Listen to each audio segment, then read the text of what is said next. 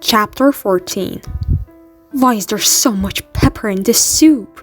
the Marchioness complained, pushing back her bowl. "It's hardly edible." "I'm sorry, my lady," said Abigail, whisking the offensive dish away. "It's a new recipe. I believe the Duke of Tuscany gave it to us, a specialty of his own cook's making." The Marchioness wrinkled her nose. "It's a miracle he hasn't starved." She straightened the napkin in her lap, while Catherine and her father sipped at their own soups without complaint. Though Catherine could admit it was awful peppery and starting to burn her throat. "So, Catherine," her mother said, "how did you find the tea party?" Kath froze, her soup spoon lifted halfway to her mouth. She met her mother's anxious, hopeful grin with a nervous, innocent one of her own. "I found it to be rather like the last tea party, and the one before that," she lied, and choked down another spoonful. "Would you pass the salt, please?" Marianne stepped forward to bring the salt to her, so her parents wouldn't have to reach over the tureens and gravy boats. "Perhaps so, but did you speak with His Majesty?" "Oh, why yes, I did, and he and I took a turn around the gardens." She paused to ensure nothing she was about to relate would be condemning. "We crossed paths with the new court joker, and he entertained us with a beautiful melody on his flute." Silence. The grandfather clock that stood against the wall raised an arm to a scratch beneath his grey mustache. Catherine glanced at him and wondered if the pepper was getting to the furniture. "And?" her mother pressed. "Oh, he's very talented." Kath leaned forward over her bowl. "Perhaps too talented, if you ask me. One might find it unnatural to play the flute and the mandolin, and to know card tricks and magic tricks and riddles. And I hear tell he's even an adept juggler. It's enough to make the rest of us feel unaccomplished, and I don't think he needs to flaunt it all quite so much as he has, and after only 2 gatherings. Plus, there's something peculiar about that hat of his, don't you think? Something not quite, She traced an invisible outline of the 3-pointed hat with her spoon into the air. "Specially accurate. I find it uncanny." She looked at her unimpressed mother and her confused father and realized she'd been rambling. She jammed the soup spoon into her mouth. "Well," said her mother, "that's all interesting. What happened after the Joker entertained you?" She swallowed. "Oh, then we played croquet." "You and the Joker?" Yes. Well, and the king too, and a few others." Her mother sagged with relief. "I hope you let him win." Catherine was proud that it wasn't a lie when she said, "The king did win, as a matter of fact." As the soup was taken away, Abigail came forward to carve slices from a roast set atop a bed of roasted squash. Her mother's eyebrows rose. "And then?" she thought. "And then I had some cake, though if you're to be honest, it was a little dry. Oh, and Jess came by and played his flute some more once the game was over. The show-off." The melody had been beautiful, of course, and was still parading through her ears. "Geste," said her mother, and hearing his name in her voice made Catherine startle. "Sorry," she stammered. "That's the Joker. That's his name." Her mother set her fork down on the table, so carefully that she might as well have thrown it. "What do we care about the Joker? Tell us about the king, Catherine. What did he say? What did he do? Did he try your macarons? Did he like them? Are you betrothed or not?" Kath shrank away, all too aware of the rose macarons still heavy in her pocket. They were probably crushed to bits by now. She was grateful when her intrigue was set before her. giving her an excuse to look down. She dug a fork into a chunk of roasted squash. "I may have forgotten to give him the macarons," she confessed, stuffing the bite into her mouth. She stiffened, surprised. Not any squash, but savory, buttery pumpkin, sprinkled with thyme leaves, and this time, just the right amount of pepper. It was delicious. She shoveled a second bite into her mouth, wondering if they might all turn orange as Cheshire had. Which would be better than growing the size of oak trees, which had happened once when their cook purchased a bad batch of acorn squash. Her mother groaned, ignoring her own plate. "How this is wearing on my old nerves. To think I was so close to having my daughter engaged, and to the king himself." She placed a hand to her chest. "It's more than my heart can take. All day I was waiting for that blare of trumpets, that announcement that the offer had been made and accepted, that I would live to see my daughter crowned a queen. But that announcement did not come, even though you took a turn with His Majesty through the gardens, and played croquet, and were serenaded. You can't mean to say the mood wasn't romantic, unless he has changed his mind. Oh dear, what will we do?" Catherine met Marianne's gaze and was rewarded with a confident smile, secretive but supportive. She smiled back, but covered it by sipping her wine. "I don't know, Mother," she said, setting down the glass. "He didn't propose. I can't guess his reasons.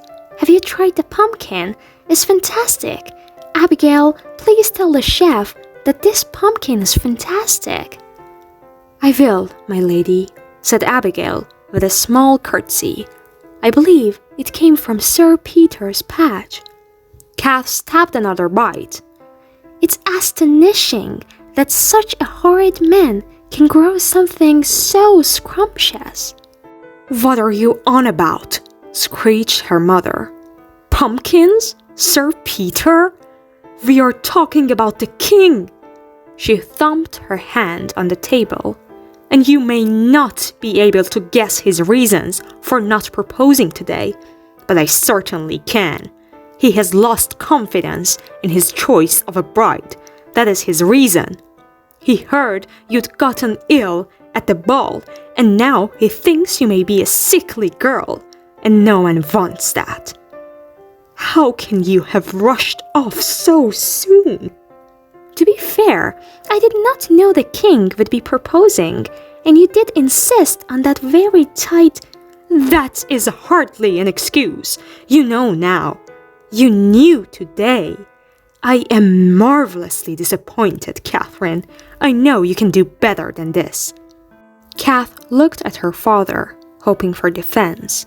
"Is this how you feel too?" He turned his head up, the slices of roast beef and pumpkin on his plate already 3/4 eaten. His expression, though bewildered at first, quickly softened, and he reached for Kath, settling his hand on her wrist. "Of course, dear," he said. "You can do anything you put your mind to." Kath sighed. "Thanks, Papa." He gave her a loving pat before returning his attention to his plate.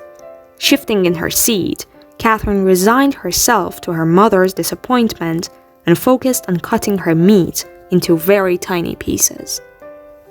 "I was so hopeful for those macarons too," the Marchioness continued. "I realize it isn't ladylike to slave away in the kitchen all day, but he does fancy your desserts, and I thought, once he tastes them, he'll remember why he meant to propose in the first place. How could you have failed at such a simple task?" She scowled at Catherine's plate. "You've eaten enough now, Catherine." Catherine looked up, and her mother's twisted mouth at the top of her father's lowered head, at Marianne's and Abigail pretending to not be listening. She set down her knife and fork. "Yes, Mother." With a snap of her mother's fingers, the plates were taken away, even her father's, though he was still clutching his fork. He soon slumped with resignation. Before the awkwardness could stretch on, the Marquess perked up. "I heard the most delightful tale at the party today," he said, dabbing his napkin at the corners of his mustache, "about a little girl who discovered an upward-falling rabbit hole just off the crossroads.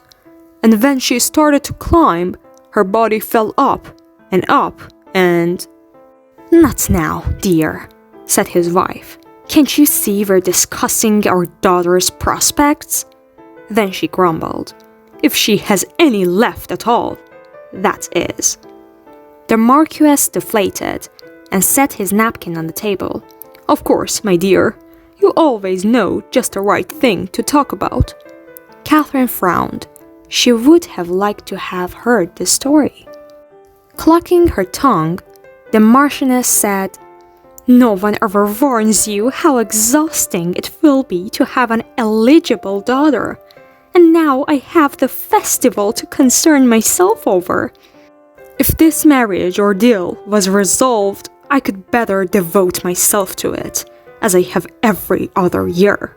But as it is, my attention is being pulled into two separate directions. I shall never be able to focus on the festival now." Marianne, Catherine saw, failed to refrain from an eye roll. Though the Marquess and Marchioness hosted the Turtle Days festival, it was the servants who did all the work. "I'm sorry, Mama," Catherine said.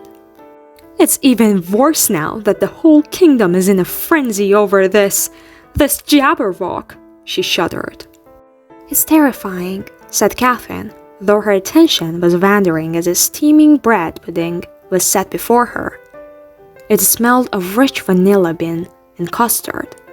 Mouth-watering, she lifted her dessert spoon. "Oh, good heavens, no," said her mother.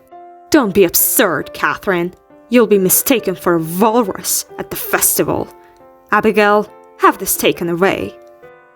Kath whimpered, gazing after the dessert as it was hastened off the table. She pressed her palm against her middle, feeling her stomach beneath the corset and wondering if her mother was right. Was she becoming a walrus? She did have an almost constant yearning for sweets, but she only gave into it, well, maybe once or twice a day. That wasn't strange, was it? And she didn't feel any bigger, even if her corset suggested differently.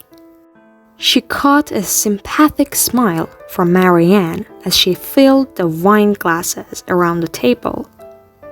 "Don't you have any thoughts on this at all, Mr. Pinkerton?" The Marquess was watching the dish of bread pudding disappear with the same sorrow Catherine felt. "About you sending away the dessert?" he said. "I do have a thought or two about it." "Not that, you old man. Though you're where she gets it from, you know." Kath bristled. "I am sitting right here." Her mother batted the fact of her presence away. "I'm asking if you have any thoughts on the marriageability of your own daughter. The marriageability that is fading away as we sit here sulking." "I wouldn't be sulking if I were eating bread pudding," the Marquess muttered. Her mother heaved a sigh. "We have had no other prospects, you know. No offer of courtship. Nothing." Kath licked her lips, and it sparked in her head that now was the time to tell them about the bakery. This very moment. She would have no better chance, not with both of them at her attention. Now. Ask them now. She sat up straighter in her chair. "Actually, there is one prospect, Mama. One that I've been meaning to discuss with you both."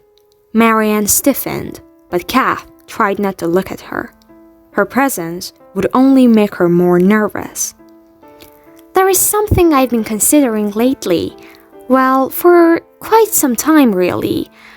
But I could use your assistance and support. And you did just say, Father, that I could do anything I put my mind to. Out with it, child, said her mother. We haven't got all evening.